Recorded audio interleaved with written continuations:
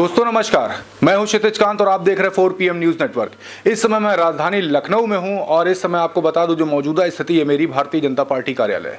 यहां पे आने का एक रीजन है, मैं आया हूं यहां मिलने के लिए चंद्रशेखर साहू, आपने नाम सुना होगा, मेंबर ऑफ पार्लियामेंट रहे और आपने दिल्ली में जो एक आंदोलन हुआ था CNG से रिलेटेड, जो तमाम प्रदूषण वहाँ फैल रहा था, उसमें जो मेन जो भूमिका थी वो इन्हीं की थी। मेरे साथ में इस समय बैठे हैं, इनके बारे में और आपको विस्तार से बताऊं तो आपने देखा होगा जो ट्रेंडिंग में एक मामला चल रहा था इंडो तिब्बतियन फ्रेंडशिप को लेकर के, उसमें मुख्य भूमिका इन्हीं की रहती है। और दूसरी बात करूं जो छत्तीसगढ़ में जो नक्सलाइट जो पूरे मामले चल रहे हैं, उसमें जो बातचीत करने की जो बात होती है ग्राउंड लेवल पे, उसमें मुख्य भूमिका छत्तीसगढ़ में इन्हीं की है। आइए आपसे हम बात करते हैं और जानते हैं छत्तीसगढ़ का जो नक्सली के जो लेकर के जो माहौल है उसके बारे में, और जो इंडो तिब्बतियन जो फ्रेंडशिप है रिलेटेड, उससे भी बात करेंगे। सर आपका सर बहुत बहुत स्वागत है हमारे चैनल पर। जी 4 PM चैनल का नेटवर्क का बहुत स्वागत है, बहुत हमारे तरफ से अभिनंदन है। सर सबसे पहले तो बात करते हैं, आप कृषि मंत्री भी थे। इस समय जो कृषि से रिलेटेड तमाम तरीके की जो बातें हो रही ट्रेंडिंग में जो चल रही हैं, इसको लेकर क्या कहें किसानों के लिए?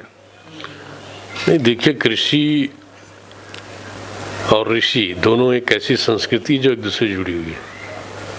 पूरे हिंदुस्तान के अर्थव्यवस्था की जो धड़कन है वो कृषि से संचालित होता है मुख्य रूप से, बाहर भले ना दिखे।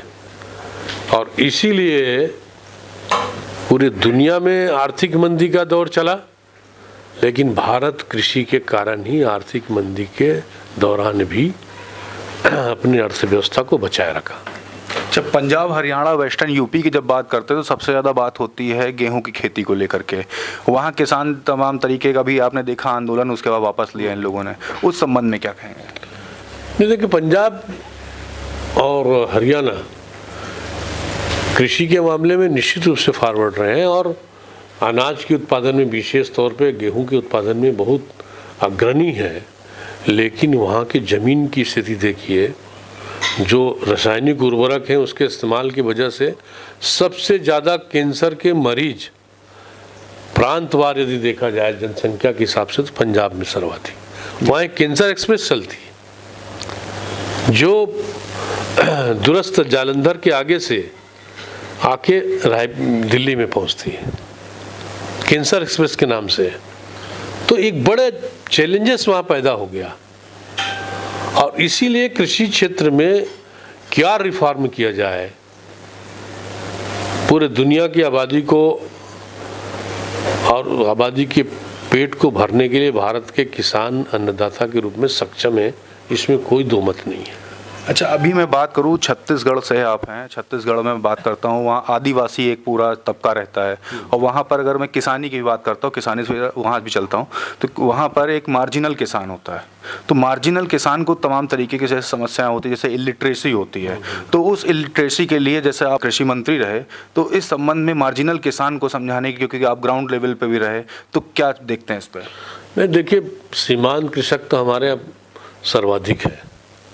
ये समझ जाइए कि 65% मार्जिनल फार्मर है और 15% हमारे पुअर फार्मर्स, उसके बाद लैंडलेस लेबरर कह सकते हैं, लैंडलेस फार्मर्स भी कह सकते हैं।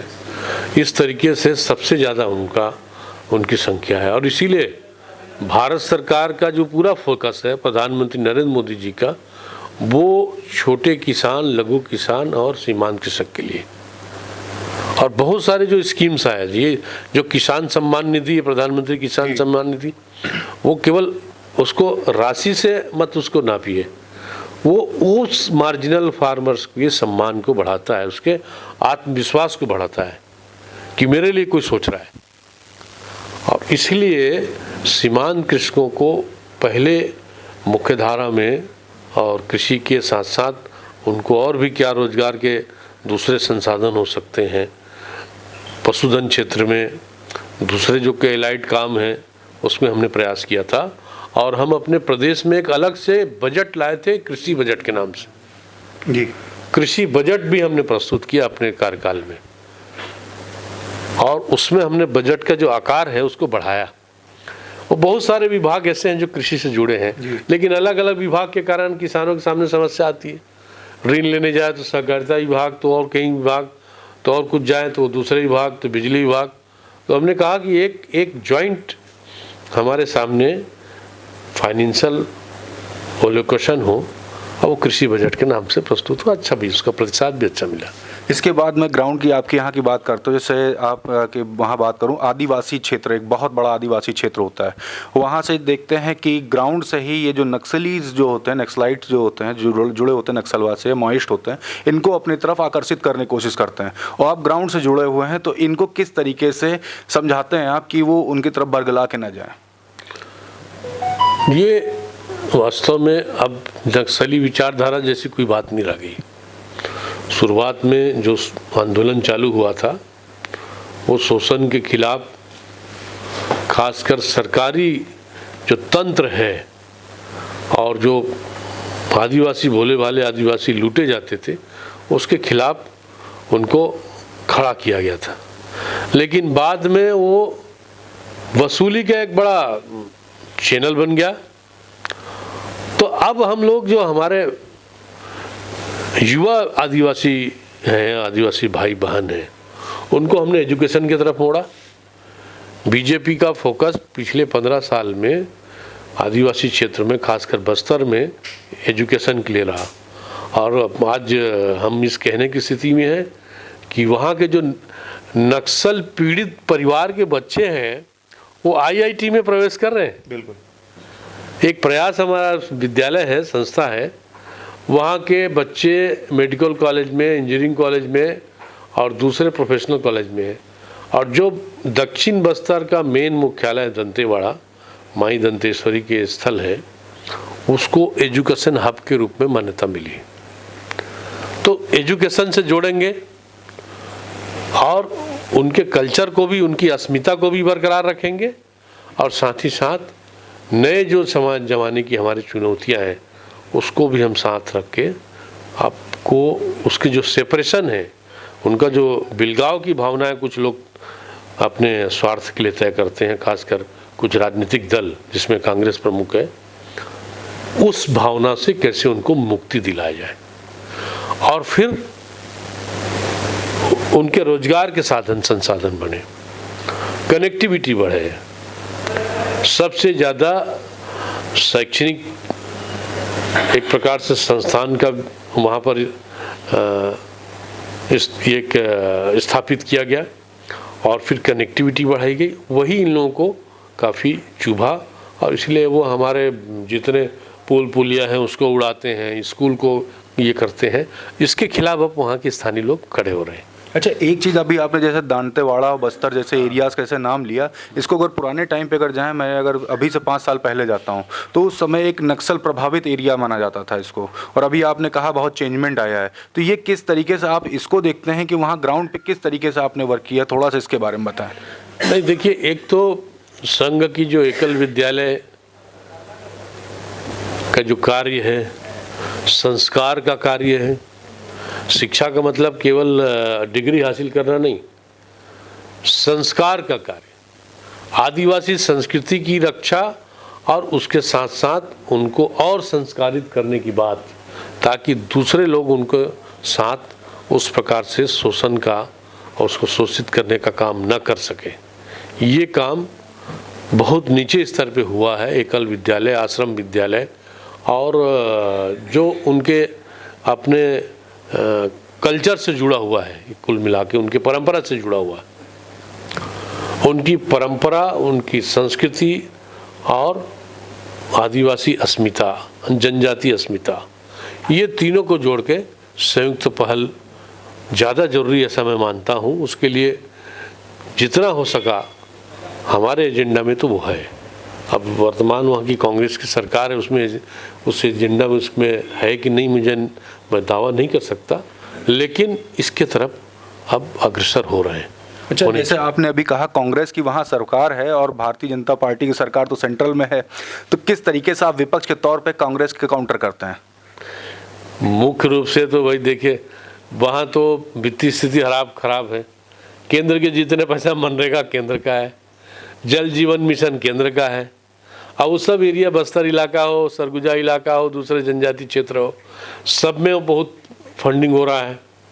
तो हम लोग कहते हैं कि ये पैसा यहाँ का है, ये केवल नाम इनका है, और उसको कहते हैं हम अपनी योजना नाम बदल दिए।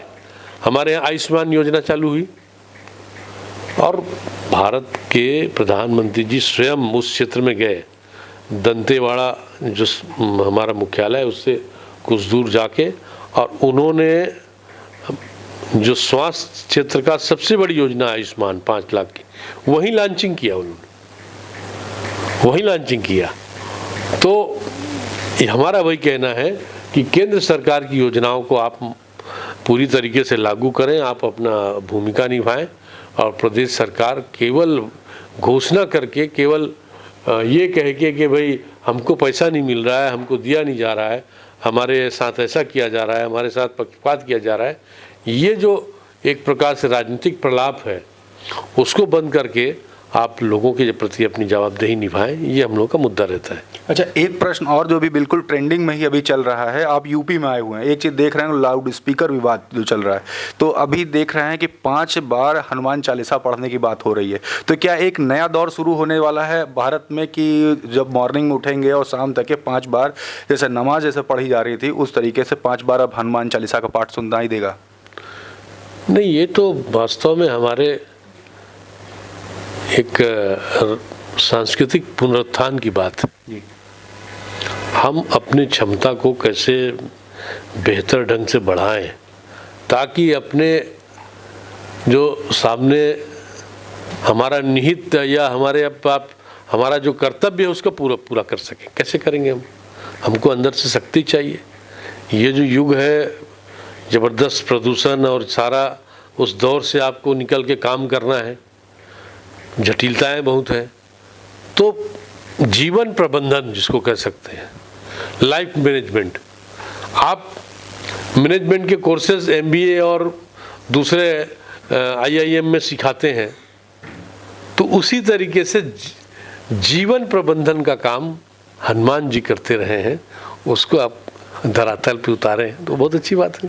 एक नया ट्रेंड, एक नया दौर देखने को मिलने वाला है। जी, जीवन प्रबंधन, उसमें हनुमान चालीसा हमारे लिए आधार बन सकता है, बजरंग बाण आधार बन सकता है, और भी जिसको जो इष्ट देव है उसके अपने ढंग से उसकी पद्धति को लागू करे वो बन सकता है।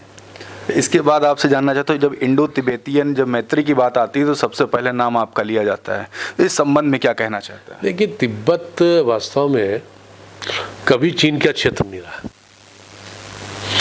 मैं एक बात कहना चाहता हूँ आपके चैनल से बातचीत करते हुए कि भारत एक ऐसा देश है दुनिया में जो अनेक राष्ट्रों को खड़ा किया, यानी नया राष्ट्र निर्माण किया। चाहे बांग्लादेश हो, चाहे पाकिस्तान हो, चाहे अफगानिस्तान हो, चाहे मालदीव हो, चाहे भूटान हो, या और भी एक आध हमारे सराउंडिंग क्षेत्र हो, श्रीलंका को भी आप जोड़ सकते हो।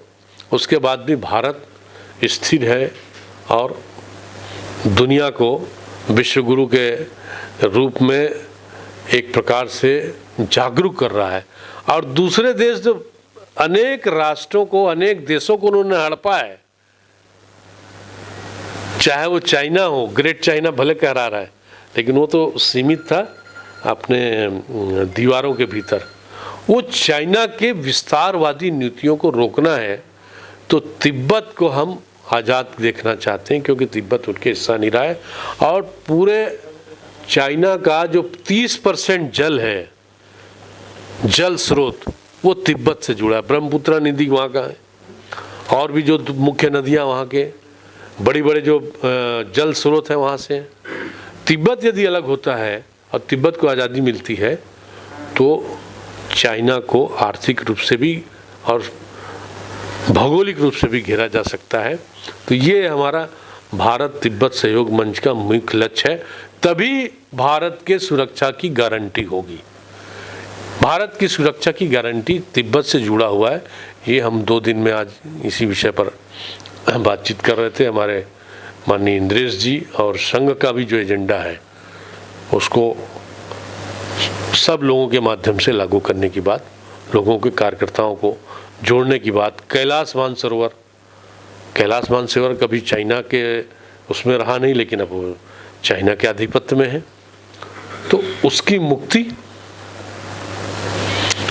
ये उससे जुड़ा हुआ है, देश की सुरक्षा से जुड़ा हुआ है। चाहे उधर के करिकुलम जो हमारे इंडो चाइना बॉर्डर है, और चाइना ने जो कई हजार कई लाखों एकड़ ज़मीन अपने कब्जे में कर लिया ना, अधिकृत रूप से अनेक राष्ट्रों को, अनेक देशों को उन्होंने अपने उसमें शामिल किया है। हांगकांग, ताइवान से लेकर कितने दोस्त हैं। तो भारत इस भूमिका में है कि वो चीन के विस्तारवादी नीतियों को पूरी तरीके से ख़त्म करके उन राष्ट्रों को स्वायत्तता दे जो उनके कब्जे में है। उसे तिब्बत हमारा प्रमुख है। तिब्बत को किस तरीके से आप वहाँ से मुक्त कराने के लिए क्या क्या वर्क कर रहे हैं अभी, और किस तरीके का वर्क अभी आपने? देखिए, तिब्बत हमारे अपने केवल भौगोलिक दृष्टि से जुड़ा नहीं है, हमारे सांस्कृतिक रूप से भी उनसे संबंध है। दलाई लामा जी यहाँ हैं। 1960 में चाइना से जब उनका डिफरेंसेस बढ़ा तो भारत ने उसको स्थान दिया, और इसीलिए भारत में आके धर्मशाला में दलाई लामा जी के मार्गदर्शन में तिब्बतियों ने अपनी सरकार बनाई। दुनिया का पहला निर्वासित सरकार अभी, पहले कभी इजराइल रहा है, लेकिन आज की तिथि में तिब्बत का निर्वासित सरकार, निर्वासित संसद, एग्जाइल गवर्नमेंट, एग्जाइल पार्लियामेंट, वो भारत में संचालित हो रहा है। तो निश्चित रूप से भारत की अपनी भूमिका है, और तिब्बत का संबंध उससे जुड़ा है और गहन है। और इसलिए हम जागरूक करेंगे लोगों को कि आप चीनी उत्पाद और चीनी उत्पाद, यानी चीन का प्रोडक्शन है उससे भी बचो, और चीन का उत्पाद जो मचा हुआ है, चीन का जो एक प्रकार से कुचक्र है, उससे भी मुक्त हो। ये हमारे सहयोग मंच का मेन ध्येय है, ऐसा लगता है। लास्ट में ये जानना चाहता हूँ, सारी जनता भी जानना चाहती होगी, तमाम सारी तरीके की बातें जब हुई, तो ये आप कब तक के मतलब एक माइंड सेटअप बना रखा होगा आपकी पूरी गवर्नमेंट ने भी कि कब तक तिब्बत को वहाँ से रिलीज कर पाएंगे, कब तक मुक्त? देखिए, हम तो कोई तो माइंड मैप बना होगा। हमारे यहाँ तो प्रार्थना से चालू होता है। चीन ऐसे कूटनीति और कुचक्र वाला देश है जिन्होंने दुनिया की आबादी को संकट में डाला। बिल्कुल। वुहान में जो प्रयोगशाला में लीक हुआ कोविड-19, ये किसी की देन है तो चाइना की देन है, और अनेक देशों ने इसको स्वीकार किया है। यूरोप हो, चाहे अमेरिका हो, या दूसरे महाशक्तियाँ हों, या दूसरे महाद्वीप हैं, उन महाद्वीपों के देशों को पता चल गया है कि चाइना के कारण ही ये बड़ा संकट बाहर दुनिया के मानवता के बीच में, मानव के जाति के बीच में आया है, और उसके लिए वो उनको अलग थलग करें, उनको अलग थलग करें।